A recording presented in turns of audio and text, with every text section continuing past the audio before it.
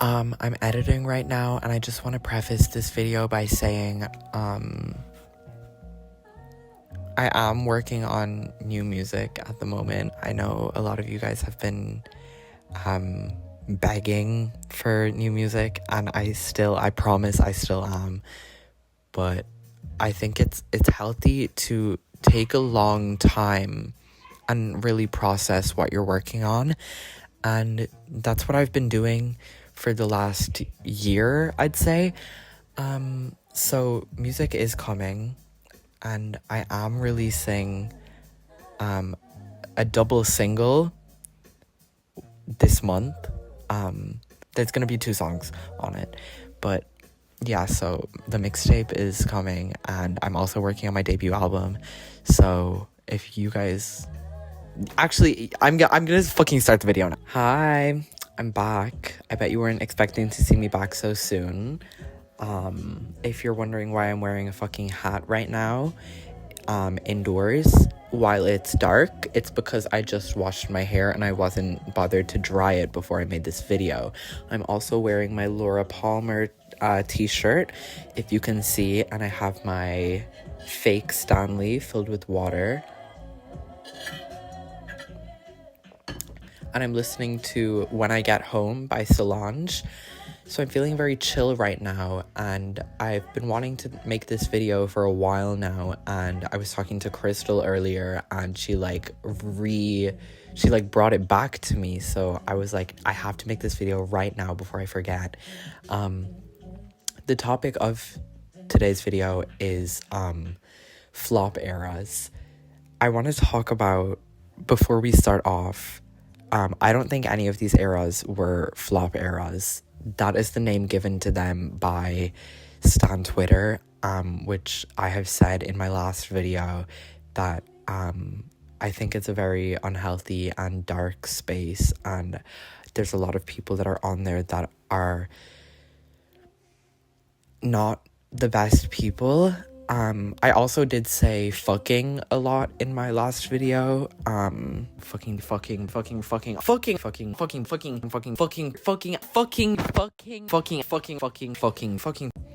which I have been told about, actually, so I'm gonna, like, watch how many times I say fucking. But, yeah, so today's video is just gonna be pretty short, maybe, and just very chill. So starting off the discussion, I just want to say, I think what defines a flop era is an album that came out after a very successful album. So a successor to a very successful album, and also an album that is very sonically different from the last one. So take Joanne by Lady Gaga, for example. Joanne is the successor to Art Pop, and sonically those albums are very, very different. But Joanne is not the flop album that I'm going to be talking about. It's actually going to be Art Pop, because Art Pop is the successor to Born This Way, and it did even worse than Born This Way, and it also is very sonically different. Which is kind of a theme in Lady Gaga's albums. And I feel like a lot of people nowadays have just got to embrace that. We had The Fame, which was very, like, not to say cunty, but cunty pop music about being famous and, like, partying and, like, fucking guys and all that shit. Then we had Born This Way, which was just about, like, empowerment and being yourself, and also dealing with the fame that she got after The Fame. Then we had Art Pop, which was released after she injured herself during the Born This Way tour, and it was a very hard time for her. And after the critical reception that album released, she went on to release Joanne, which again was very sonically different, and people started to realize Gaga isn't releasing albums that sound like each other, and they kind of stopped listening to her, which a lot of people on Twitter will argue that having consistent albums that all sound like each other is a great thing, and we need that, and the pop girls need to be releasing albums that sound all like the same album. But I think for a great artist to exist, they need to evolve and experiment, and that is what has made Lady Gaga one of the most influential artists of our time, is that she's never been afraid to experiment. And that's what's led us to the Mayhem era, and how amazing that has been for her, coming back to a height that people thought she'd never reach again. So after all of these flop eras, she's back and people love her again, but it's not authentic love, because you guys stopped loving her, right? Remember? So I don't know, I just feel like we need to all learn to accept when artists change, because it is human to change, and change is so natural, and I just think people don't embrace that enough. Another artist, for example, is Ariana Grande, and you guys are gonna be like, well, Ariana Grande never had a flop era. Well, you weren't there for fucking Sweetener. I just said fucking again. I'm gonna insert that into the fucking count. And I've said it like 3 times since then anyways.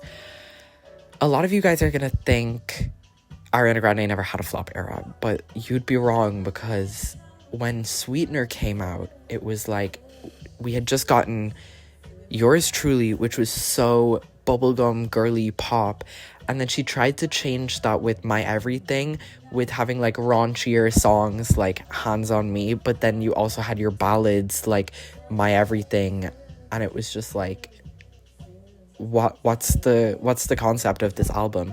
So that was kind of a messy album. And then we got Dangerous Woman, and that is one of the best pop albums of the 2010s, early 2010s, like, and it did so well for her.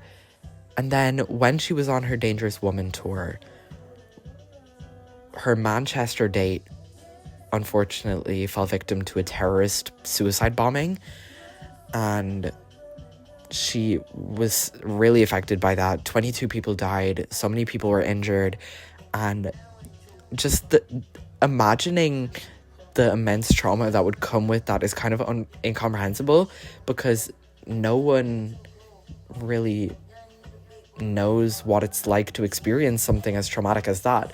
So she had to deal with that, and then later on in that year, her ex-boyfriend dying, which was just so crazy. She went suicide bombing at her concert, to breaking up with the guy that she thought she was going to marry, to him dying, and having to deal with all of people that she thought were her fans coming against her and being like, you killed him, like he killed himself because you broke up with him, and that was never what happened. So all of this happened, led her to going into hiding, and then she made Sweetener, and Sweetener is her best album of all time.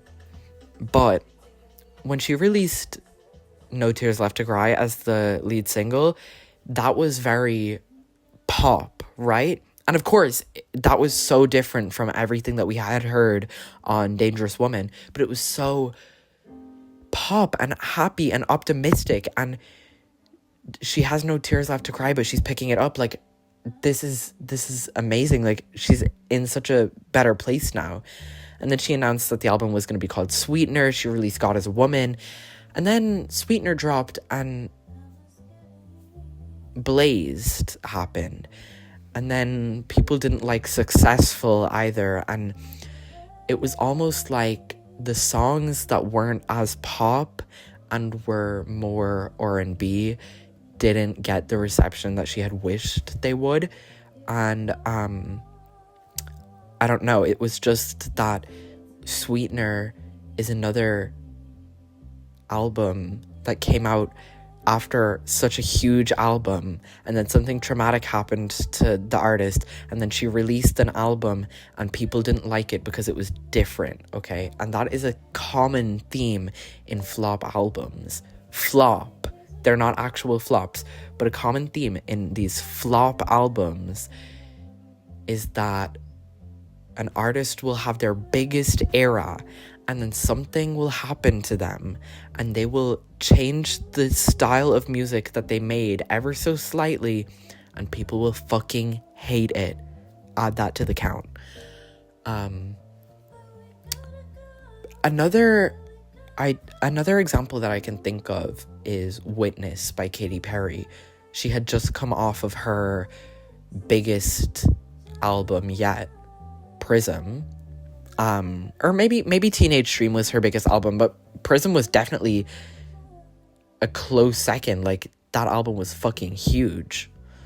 I keep saying it. That album was huge. We had Roar, Dark Horse, all of these songs. And then she released Witness. And it was like, people didn't like that she changed the kind of music that she was making, but in reality you have to look at it from a sonic point, right? Not the hedgehog, but I mean the music that was on the album, right? Born This Way, pop rock-ish. It had like those rock elements, but it was a pop album. So was Art Pop. Dangerous Woman, pop album. So was Sweetener, it just had a bit more R&B elements. Witness, pop album, but so was Prism, okay? So it's like, these albums aren't that different. Another thing that plays a key role in a flop era is the amount of time between the albums. So Sweetener came out 2 years after Dangerous Woman. Art Pop came out 2 years after Born This Way, and Witness came out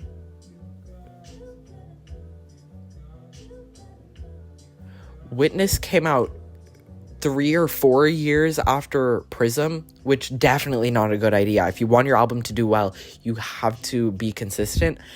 But at the same time, when an artist changes the way that they see and view how they make their music, I think the last thing that they're thinking of is, I hope this album does well. Because really, that is when they become their most authentic and artistic self. Katy Perry was living out Catherine Hudson through Witness. That was her most authentic and artistic self. The least of her worries was if that album did well. And unfortunately it didn't, but that wasn't the point. So that is a bit about flop eras. Finally, in this video, I just want to talk about Stan Twitter's play in all of this, because you guys know my views on Stan Twitter at this point. But unfortunately, they do play a big role in the reception of a pop album, or any album. I doubt heavy metal is big on Stan Twitter, but like, just like pop albums and like rap albums, Stan Twitter plays a huge role in those. Same with TikTok, but it's very unhealthy, and I think that... Okay, it's still recording. Oh my god, guys, the audio is still... But yeah, like, it's so unhealthy. Okay, girl, I jinxed it. Bitch, I can't catch a break. The audio stopped recording. I actually can't catch a break. But I'm gonna keep going. These albums were all released by artists who had just come off the biggest success path of their career, right? I don't think that makes them a flop. You had a flop album that didn't do well, but it wasn't bad. And you're still a successful artist, you're not a flop. If a flop album made an artist a flop, Madonna's a flop, and Madonna's not a flop. We all know that.